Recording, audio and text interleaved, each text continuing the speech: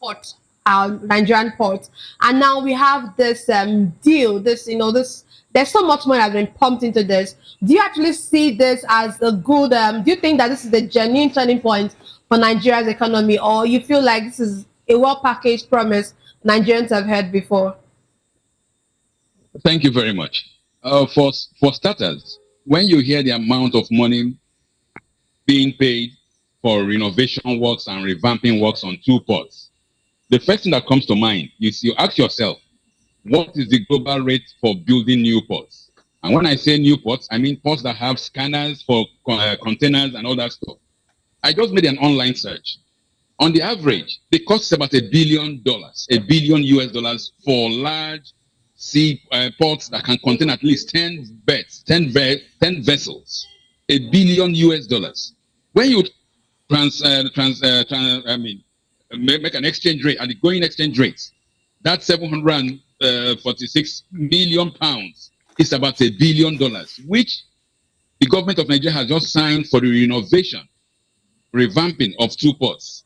That could have built a brand new port with state-of-the-art technology.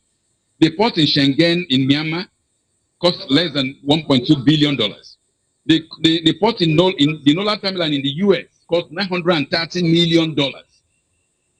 The port in Malupak in India cost $1 billion. These are brand new state-of-the-art ports.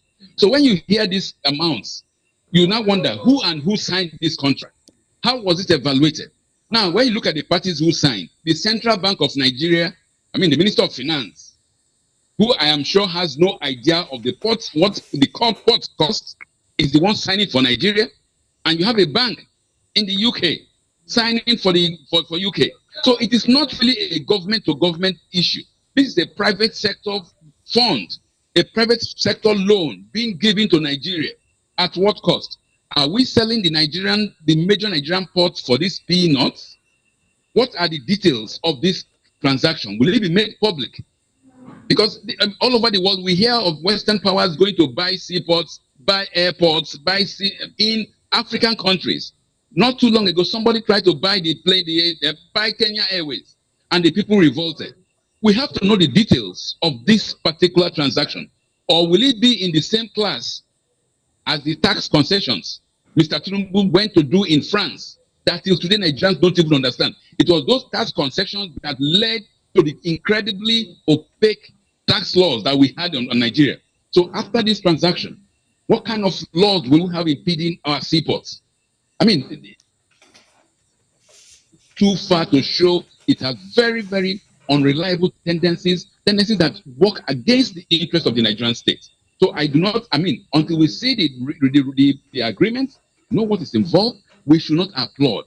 746 million pounds to own two ports in Nigeria is an incredible cheating. It's an incredible fraud on the system until we see the details. Since you can build a brand new port with state-of-the-art technology across the world for $1 billion, then what the hell has Mr. Tinubu got to Nigeria into?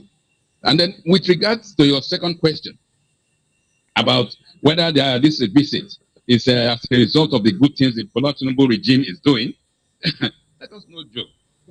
Anybody who's aware of the international situation now knows and understands that in reality, the British government has reduced in stature, even to the extent that the world superpower, writes the British Prime Minister at will, calls him all sorts of names in public. So Britain is desperate for investment. Britain is desperate for cheap money. Britain is desperate to get money from anywhere to maintain its overbloated monarchy, overbloated system. We hear of the cost of living crisis, which affects most Britons. They are in an economic mess. So Britain is desperate to look for countries where it can rake, and that is what I suspect is going on. Because over there, what does you understand of these issues? His antecedents negate any positive investments in Nigeria. And as of today, to tell you how they look down on this country, on Nigeria. Google the internet and look out for the most important thing King Charles has done today. It is to commission the work. There's a King Charles walk across England. That is what all the media houses in the UK are brandishing as the major thing King Charles did. Meanwhile, we have a president who is supposedly on a state visit, who has been locked up somewhere in Windsor Castle, while the King of England is going around doing other businesses. And you even ask yourself, why would they take this government serious? For in this his 2 years plus in office, Mr. Tinubu has gone to Britain not less than 5 times, and they see him there coming for medicals. So what is the big deal about the state visit? So anybody who thinks that this state visit is a plus needs to understand international politics, needs to realize that the reality is that this country has been reduced to pariah status. And I very much believe that some monies must have exchanged hands for this visit to take place. Why do I say so? What they call PR or lobbying is common in Western government. Even in America, you do bribery, but it's called lobbying. Not too long ago, the same Tinubu government paid about $9 million to be able to even get Mrs. Tinubu to visit the White House and be mentioned. And suddenly we have a reduction in the anger being shown by President Trump against Nigeria over the Christian genocide. So yes, there is some element of bribery in international affairs, but it's not called bribery.